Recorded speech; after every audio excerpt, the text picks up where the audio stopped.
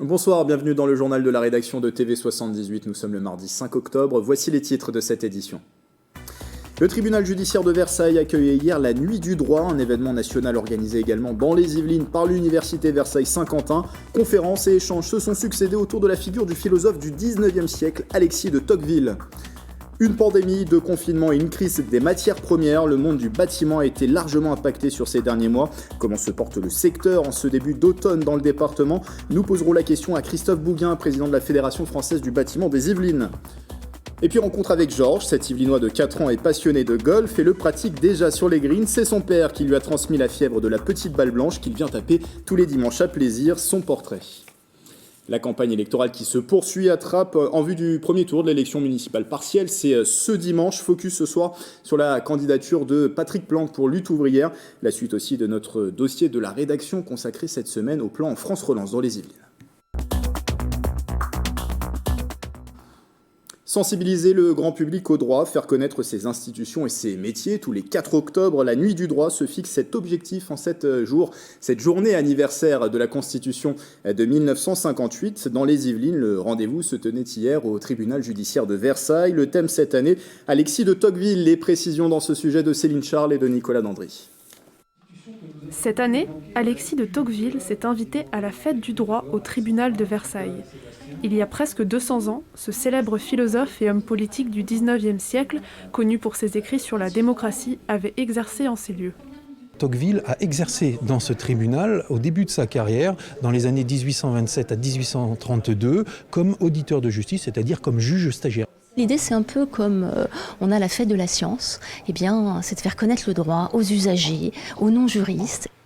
Pour cette nouvelle édition, l'université de Versailles-Saint-Quentin en Yvelines a décidé de mettre à l'honneur la question de la démocratie. Professionnels du droit et étudiants ont pu confronter leurs avis à travers des lectures, des conférences et des débats. Je crois que le plus important de ce que nous dit Tocqueville sur ce qui se passe dans le monde contemporain, c'est qu'il nous met en garde contre les dangers d'une tyrannie de la majorité. Ma déclamation porte essentiellement sur la nécessité de contre-pouvoirs efficaces dans une démocratie. Elle est fragilisée pour 2 raisons. La première, c'est qu'on traverse un climat de crise avec un contexte qui est difficile. Et la deuxième chose, c'est qu'il y a un climat de défiance envers les représentants.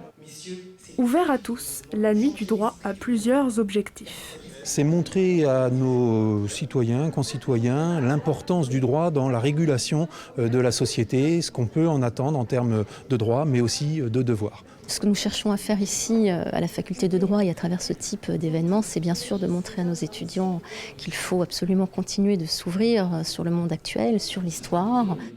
Le rendez-vous est déjà pris en 2022 pour célébrer les 64 ans de la Constitution de la Ve République. Nouvelle occasion de rappeler au plus grand nombre que le droit aussi a droit à sa soirée.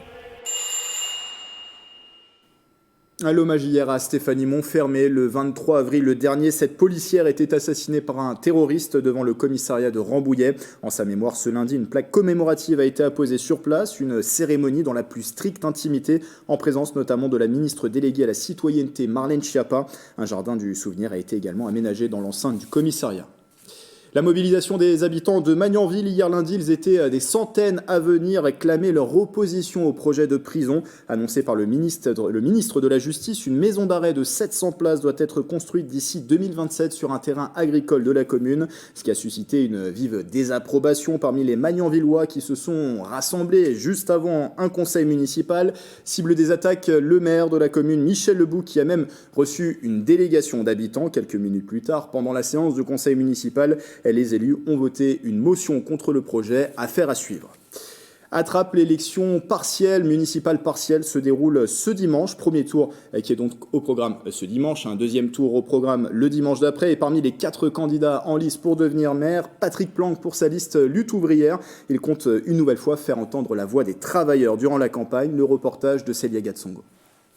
Faire entendre le camp des travailleurs, c'est le slogan du parti Lutte ouvrière, mais aussi le but de leur combat. À Trappes, une liste LO est conduite par Patrick Planck, un ouvrier de maintenance ferroviaire. On a rencontré des travailleurs un peu partout, sur les marchés, dans les entreprises, dans les quartiers où on est allé prospecter, où on est allé faire du porte-à-porte. Il y a une vraie inquiétude de la part des salariés, il y a une vraie inquiétude de la part des travailleurs sur la situation. Et le fait qu'il y ait une liste dans ces élections qui défendent un point de vue ouvrier, un point de vue des travailleurs, lutte de classe, qui ont envie de se bagarrer, eh bien, ça va changer un peu les choses. Une réunion publique avait lieu vendredi 1er octobre à la Maison des Familles. Objectif, présenter la liste et les grandes idées.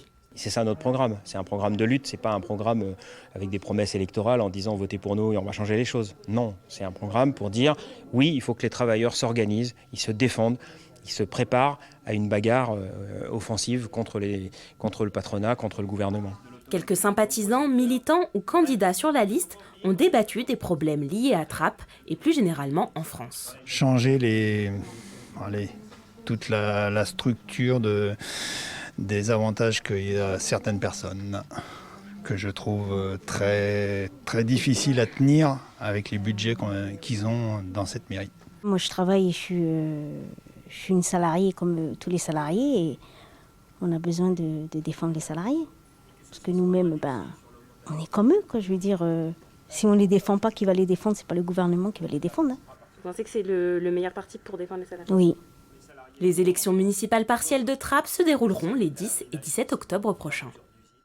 Dans l'actualité également, ce triste constat, l'Île-de-France est la région de l'Hexagone où il y a eu le plus de signalements pour violences sexuelles et sexistes en 2021. Révélation de Sandrine Masson à nos confrères du Parisien. Elle dirige le portail national de signalement de violences sexuelles et sexistes, une structure qui fonctionne 7 jours sur 7, 24 heures sur 24 et qui est installée à Guyancourt depuis novembre 2018. Sur 7129 signalements effectués entre janvier et juillet dernier, 2294 concernaient l'Île-de-France, la plupart provenant du département des Hauts-de-Seine, suivi par la Seine-Saint-Denis. Et dans ce journal, on parle à présent d'une autre actualité, le bâtiment qui a fait face ces derniers mois à une pandémie de confinement et également une crise des matières premières. Et pour en parler avec moi sur ce plateau, Christophe Bouguin, bonjour. Bonsoir. Vous êtes le président de la Fédération française du bâtiment dans les Yvelines. Alors, on va commencer cet entretien avec ce chiffre. On va parler de cette crise des matières premières qui affecte forcément encore votre secteur en ce moment. Mais la CAPEB, qui est le syndicat patronal de l'artisanat du bâtiment, indiquait qu'il y avait plus 37% de l'activité dans le bâtiment au premier semestre 2021 par rapport à l'année passée, une année qui avait été déjà largement impactée par la crise sanitaire. Est-ce que les carnets, en ce début de deuxième semestre 2021, est-ce que les carnets de commandes sont pleins ? Oui, tout à fait. On a la chance d'avoir des carnets de commandes qui sont bien remplis. C'est pas tellement le problème, en fait. Le problème, comme on s'est déjà dit tous les deux, c'est qu'il nous manque de la matière première et en plus une hausse sur les prix de cette matière première. Oui, vous le disiez, on s'est effectivement parlé, on s'est rencontrés au cours de cet entretien, d'un entretien dans le journal en avril dernier. Finalement, il y a un paradoxe, c'est-à-dire que les carnets de commandes aujourd'hui sont pleins, mais ces commandes, vous le dites, ne peuvent pas être honorées. Honorées, voilà, exactement. Aujourd'hui, on a des ruptures sur plein de matériaux. Les matériaux arrivent au compte-gouttes. Vous pouvez avoir une commande qui est passée et vous n'aurez pas l'intégralité de votre commande. Elle va être dispatchée un petit peu à tout le monde. Voilà, c'est très problématique aujourd'hui. Vous avez des salariés qui sont là, vous avez des salariés avec lesquels vous aimeriez bien les lancer sur les chantiers, et malheureusement, tout en découle. Il y en a un qui ne peut pas poser. Sur les gros chantiers, vous avez ça qui arrive, c'est que tout le monde est décalé, et c'est une problématique. La deuxième problématique, c'est le prix, effectivement. Et autant pour les grosses entreprises que pour l'artisan. L'artisan a, lui, le problème de l'approvisionnement aussi, et du coup, lui, avec une très très grande difficulté de le reporter sur son client final, qui a signé un devis à un moment donné. Et voilà, ça c'est le lot quotidien de l'entrepreneur et de l'artisan aujourd'hui. Autre paradoxe, il y a bien des salariés pour ces chantiers, mais c'est toujours le problème des matières premières.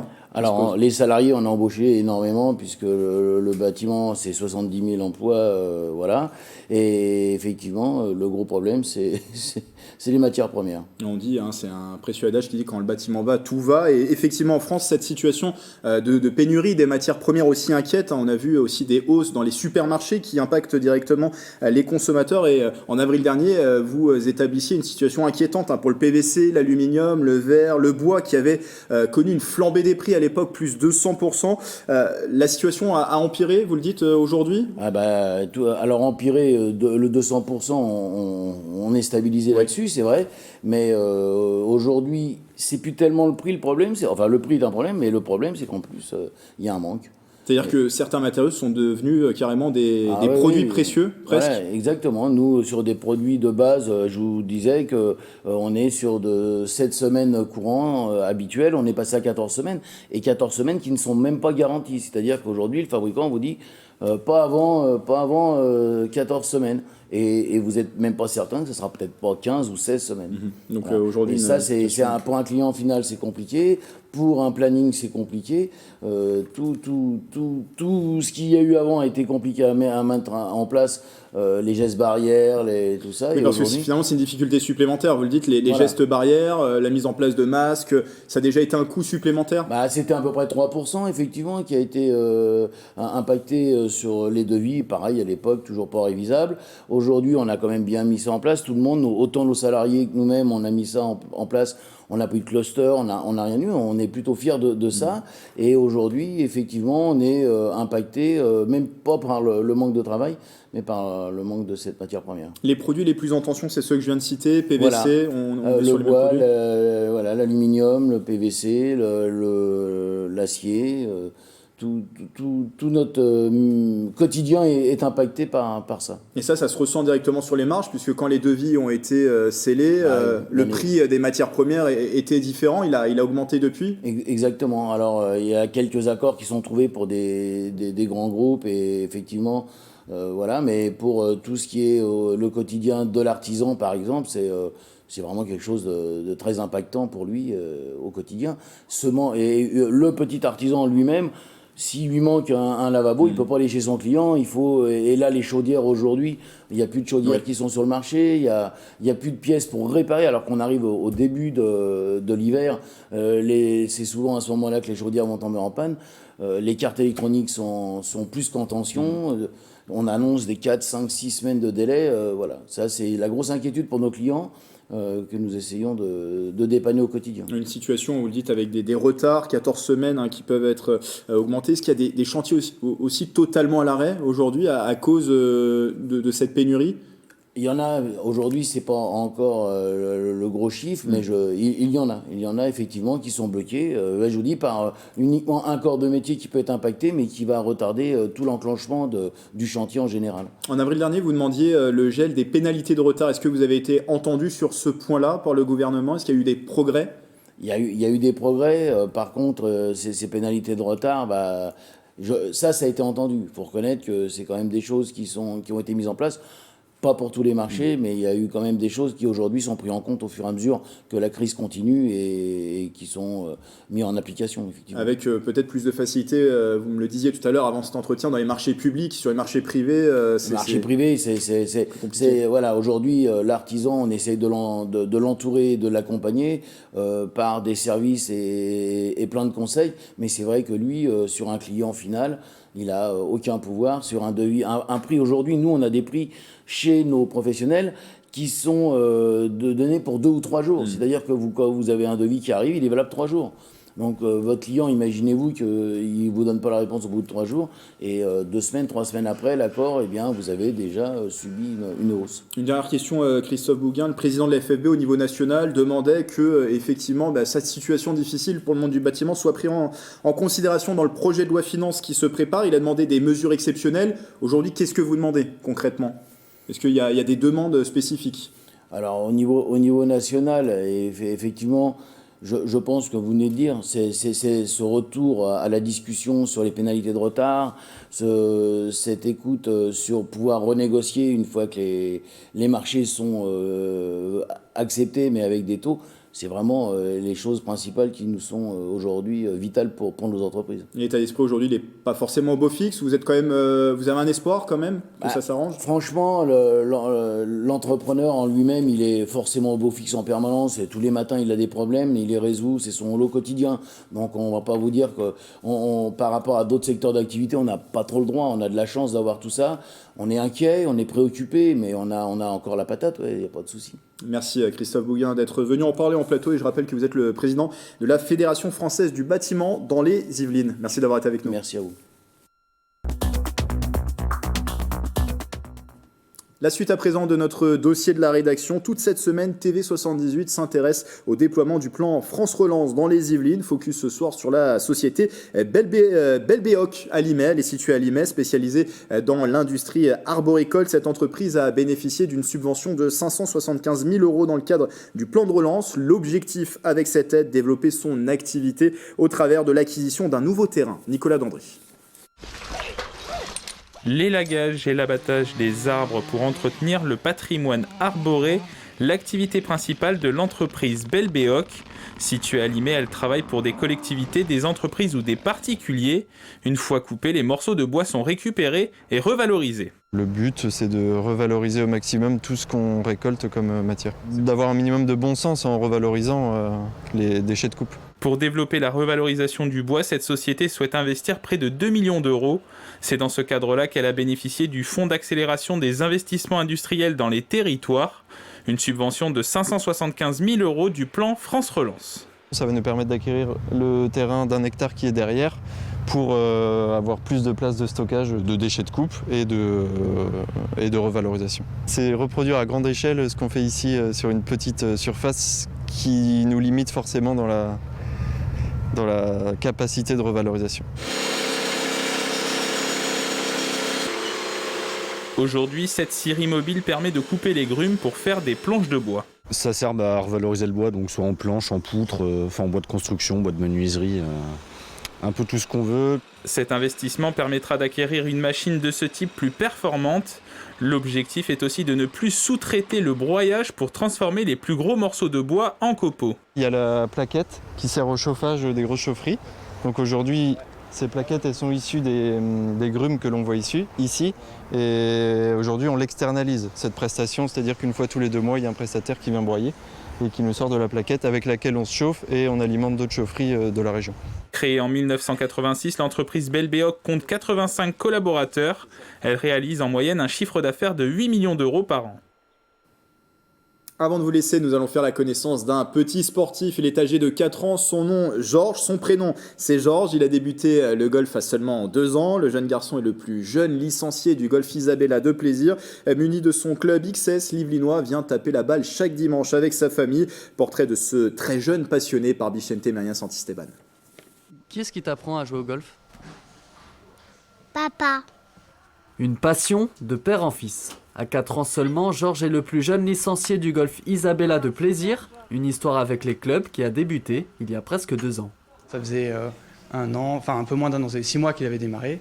Et donc il y a eu cette période de Covid où on était tous à la maison. Et là, pendant les après-midi, lorsqu'on était enfermés, j'ai sorti un club et vraiment j'ai remarqué que Georges était très attiré. Il tapait avec moi pratiquement tous les midis. Des balles pour faire des petites approches. Pour François, son père, Georges a déjà les qualités pour faire de lui un futur bon golfeur, et ce, même en temps de pluie. Je trouve qu'il reste très concentré, parce qu'il apprécie vraiment ça. Son objectif, quand il tape une balle, c'est de nous montrer qu'il a réussi, donc il est très fier lorsqu'il a réussi à taper la balle. Et après, vraiment essayer de la rentrer jusque dans le trou, et il reste très patient. Donc ça, c'est vraiment bien. Et c'est aussi autre chose, c'est que quand il rate un coup, il arrive à se reconcentrer et dire « c'est pas grave ». Je vais réessayer une 2e fois. Tous les dimanches, l'apprenti golfeur vient sur le domaine de Plaisir, soit pour jouer avec sa famille, soit pour renforcer ses bases lors d'un cours de 45 minutes.